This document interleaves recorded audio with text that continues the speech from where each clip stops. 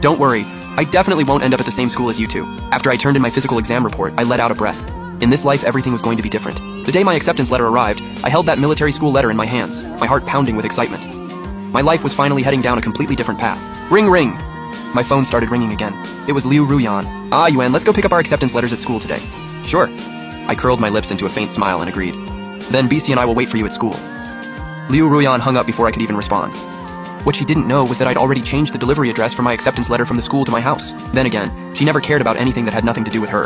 Right now, she was probably waiting at school, dying to dump me. By the time I got to school, plenty of people had already picked up their acceptance letters. Isn't that Fang Yuan? I heard he chased Liu Ruyan forever and only confessed after the college entrance exam, not knowing she'd already gotten together with Qin Shou.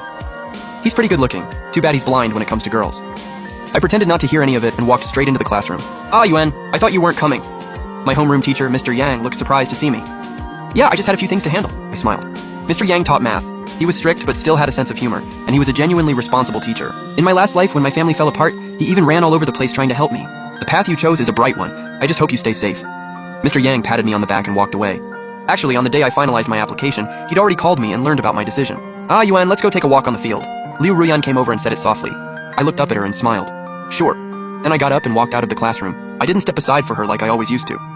She froze for a second and a flash of surprise crossed her face. So now immediately walked over to her side and said gently, Ruyan, you go first. Then he muttered angrily, Fang Yuan's getting way too arrogant. He doesn't even know basic manners anymore. Liu Ruyan let out a cold laugh. He's probably just dying to get the gift I promised him. She had told me before that on the day we got our acceptance letters, she'd have a special gift for me. In my last life, I was stupid enough to actually look forward to it, until she broke up with me and I found out what that gift really was. But now I wasn't resisting it at all. If anything, I was looking forward to it. Once we got to the field, I looked straight at her. So, where's the gift? Liu Ruyan brushed her hair back and pulled out 2 acceptance letters from behind her. The word Nanda stood out instantly. She paused, pretending to be surprised. But deep down, she knew my reaction was probably exactly what she and Qin Shou wanted. Sure enough, she gave a light laugh. Let's break up. Beastie and I are going to Nanda, and as for you, she paused, smug as ever, go enjoy your life at Jiang University. Liu Ruyan smiled brightly, but it stabbed me right in the eyes. Qin Shou stood beside her, looking at me with pure provocation. Sure, I said calmly. I said we're breaking up. Did you hear me? Liu Ruyan sounded annoyed by how calm I was, so she repeated it more firmly.